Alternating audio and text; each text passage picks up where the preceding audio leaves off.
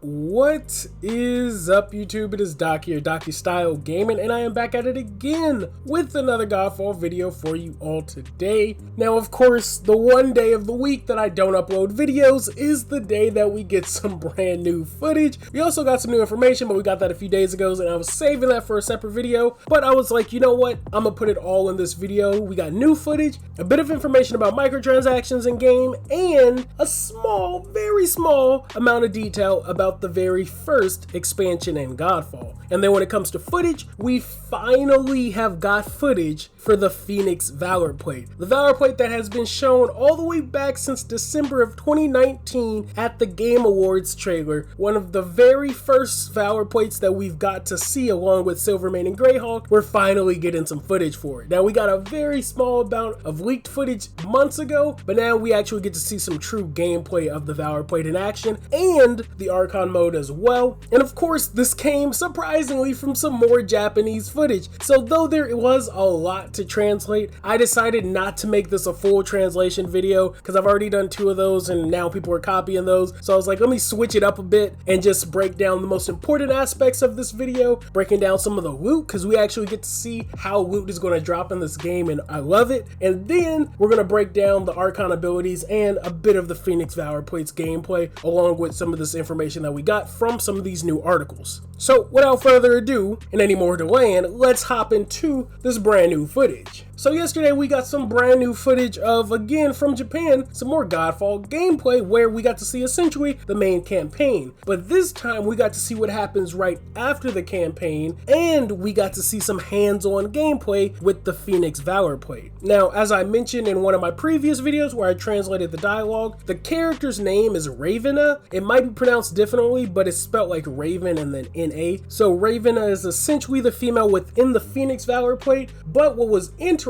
is we got some more dialogue that I was able to translate and we got to see who this other voice was that was talking. Now, something I forgot to mention in one of my other videos when I translated it, when you first got into the 7th Sanctum, which is essentially your player hub where you'll actually be able to unlock your Valor plates, the active objective at the time was speak with the 7th Sanctum. Now, I was like, what does that mean? But when you look at the footage, there was those 3 faces and apparently they talk and the 7th Sanctum is actually alive. But that's who was communicating with Ravena in this gameplay was the 7th Sanctum. Now, something else I did forget to mention in that previous video as well, along with the mission, the objective mentioned something of a training ground. So potentially there might be a place for us to go to test out our builds or potentially even test out Valor plates that we either have unlocked or can potentially unlock. So that'll be pretty interesting if it's a try before you buy type deal, so you can kind of get a feel of all the Valor plates beforehand. Now, I don't know if this is 100% the case, but there was a training grounds, so who knows what that's actually going to entail. Now, moving on to some of this other information that we got from this footage, the name of this mission was called Into the Monolith, and the 2 objectives that it had was regain the Ritual of Ascension, and then it had a bonus objective called Fragments of Lore where you had to get 3 different fragments of lore. Now, what was also very interesting about this encounter was some of the dialogue between the bosses, and in particular the mini-boss. Now, the mini-boss had dialogue talking about Macros becoming a god and how he can be your god, and then also went on to say that this is a gift to Macros. So it's interesting that even some of the enemies in the game, whatever this Ritual of Ascension is, most likely trying to turn him into a god, but whatever this Ritual of Ascension is, it seems like everyone outside of the Valorians are completely down for it and are all for Macros becoming a god in this world, which again is very interesting to the lore aspect of this game, thus leading me to assume that something doesn't seem quite right, that Macros would have this much loyalty within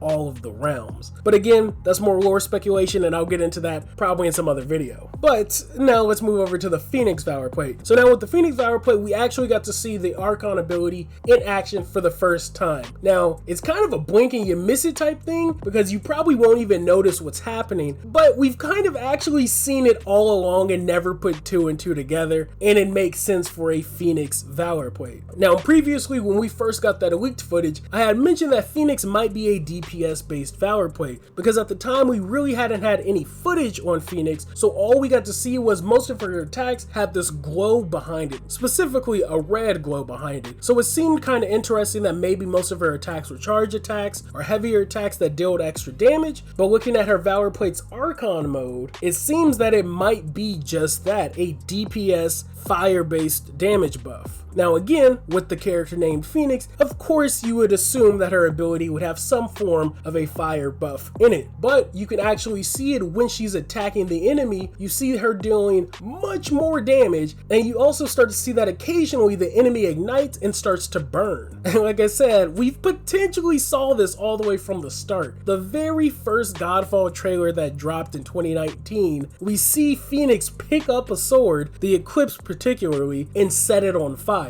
So that was probably her Archon ability the whole time, is she essentially heats up her weapons and deals additional fire damage, or just damage in general, lighting the enemies on fire. Now again, I don't know if this means she's going to be particularly a DPS Valorplate, but it's also kind of funny that we potentially have always had seen it all the way from the very start in action. So that's pretty much all the important stuff to take away from that new footage. And like I said, we got to see loot drops, which were crazy good. Now I wouldn't say they're on the exact same level as Borderlands, but even from the mini bosses, they were dropping chunks of loot, and you were picking up weapons, your consumables or life stones, different rings. It was pretty dope with the amount of loot that was dropping from just a mini boss. So I was actually pretty happy to see that. But then some of the other enemies in the game that they fought as well was dropping some pretty decent loot also. But now that we got most of the important aspects of the gameplay out of the way, let's hop over to the express.co.uk interview with the technical producer of Godfall, which microtransactions were brought up. And when monetization was brought up, they actually mentioned a bit about them already working on the expansion for Godfall. Now the technical producer said that work has already begun on the expansion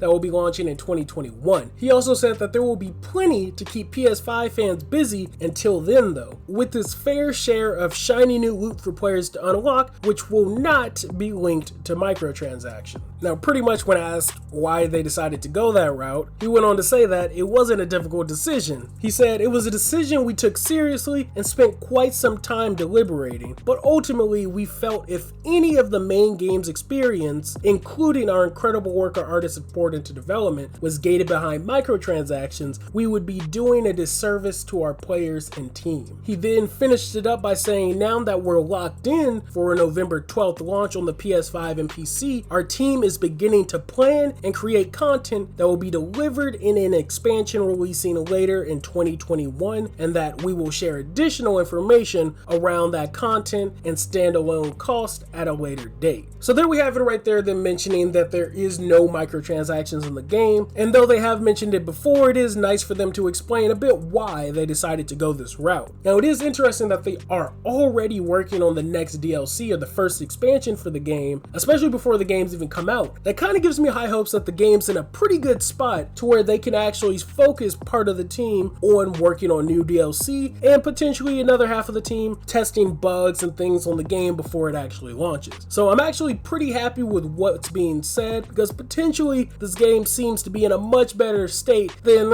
other games have been closer to their launch, I should say. Now they did also say that they'll share additional information around the content and the standalone cost of the DLC at a later date, but I'm not too surprised that the DLC will be paid. It seems like they are going the same route as Gearbox Publishing with their Borderlands games that have no microtransactions but have paid DLCs or a season pass, and then Godfall is essentially following suit with no microtransactions but paid DLCs. And if the DLCs are as chunky as some of the Borderlands ones are, I'm more than okay with spending money on a pretty chunky sized DLC that'll add additional loot, additional game modes, additional cosmetics, and additional things to do to extend Godfall's gameplay. So with all that information, I must say we are in the end game now, guys. It is 30 days away from not only the launch of the PS5, but Godfall as well. So that's pretty much all I got for this video. Let me know what y'all personally think with them already working on DLC for the game. Does this to you bode well that they're in a pretty good place with Godfall, that they have the time and resources to focus on the new DLC because their main content is done? Or are you still a bit on the fences with Godfall? Plus, let me know what you guys think about finally getting get some Phoenix in hand gameplay as well. Like I said, we saw her all the way back in 2019, and we're just now getting some official gameplay of her. She's like one of the big three. She's the poster child for Godfall along with Greyhawk and Silvermane. So it's crazy that it's taken us this long to get some Phoenix gameplay, but I'm at least finally happy we officially got some. Again, let me know what y'all's thoughts are in the comment section. I will be catching y'all all in the next one. Links to all my social media accounts are in the video description like always. Leave a like if you liked the video, leave a dislike if you didn't. I am out of here. Thanks for watching. Thanks for the love. Thanks for the subs.